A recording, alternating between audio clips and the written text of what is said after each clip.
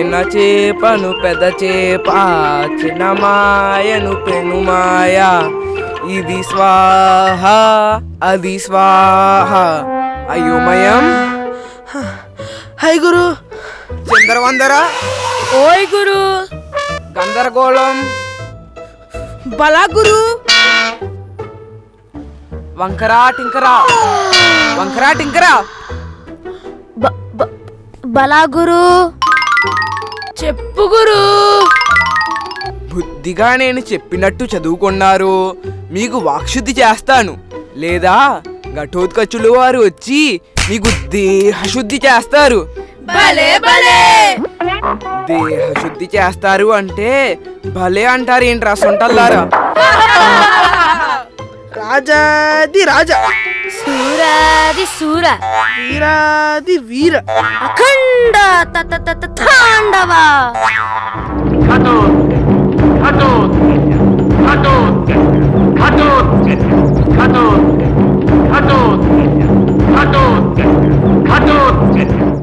ఘటోత్కచులు వారు వస్తున్నారు. High high నాయక. హోయ్ హోయ్ నాయక. హై హై నాయక. హోయ్ హోయ్ నాయక. చిన్నమయాచార్య, నా సహచరులకు అన్ని విద్యలు నేర్పించావని అనుకుంటున్నాను. ఆ విద్యల ద్వారా వారు మిత్రులను రక్షించాలి, శత్రువులను భక్షించాలి.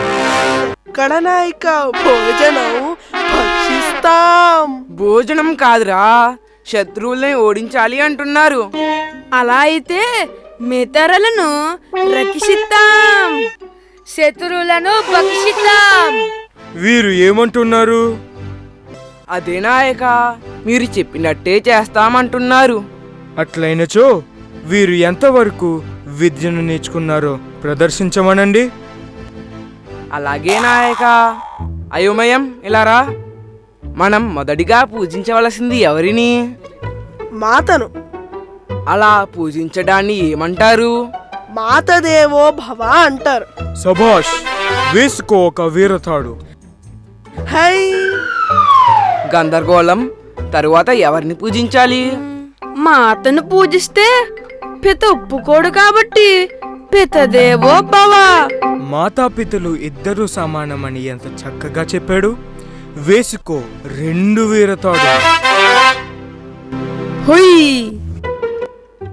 చిందరవందర. మాతాపితల తర్వాత ఎవరిని పూజించాలి? భార్య దేవో భవ. సబాస్ చంద్రవందర, భార్య కూడా దేవునితో సమానమని చెప్పావు. వేసుకో 3 వీరతాడు. భార్య దేవోభవ కాదు ప్రభు, తరువాత ఆచార్య దేవోభవ అని చెప్పాలి. లేదు, భార్యను కూడా పూజించాలని కొత్తగా చెప్పాడు. భార్యలను అందరూ గౌరవించాలి, ఇది నా ఆజ్ఞ. అలాగే ప్రభు. వంకరా టింకరా, మీరేం నేర్చుకున్నారు? రుచికరంగా ఎలా వండాలో నేర్చుకున్నాను నాయక. వాటిని తిని ఎలా ఆరగించుకోవాలో నేర్చుకున్నాం నాయక. సబాష్. మనిషికి వివాహ భోజనము కూడా చాలా ముఖ్యమే.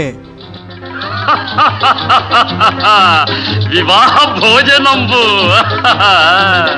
వివాహ భోజనంబు వింతైన వంటకంబు వియాల వారి విందు ఒక్కొక్క నాకే ముందు. వివాహ భోజనంబు వింతైన వంటకంబు వియాల వారి విందు ఒక్కొక్క నాకే ముందు.